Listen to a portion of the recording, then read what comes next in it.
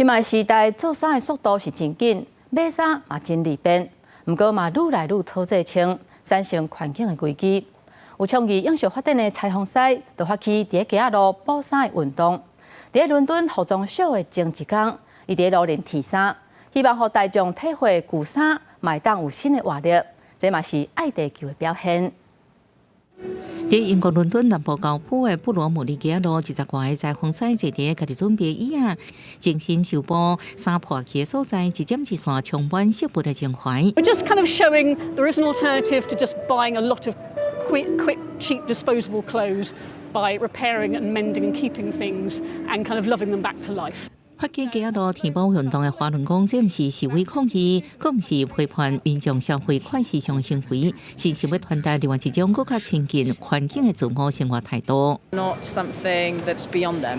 It's something that's quite approachable. It's really doable. It doesn't have to be perfect. You know, it's not about perfection. It's about just making something last. And 每一个裁缝师椅仔后边拢挂家己填的标语，顶面写“填补初代拼掉自由”。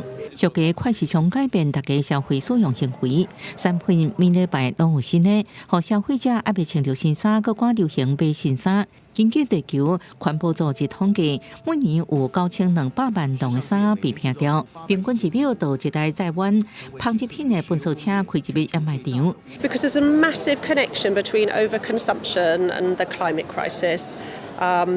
There's a lot of wasted resources go into making clothes, distributing them, selling them, and then if people just, buy them and throw them away, that's just enormously wasteful.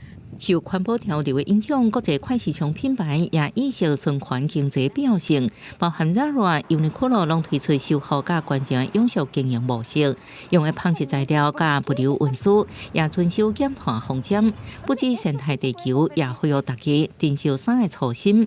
公司新闻张淑芬报道。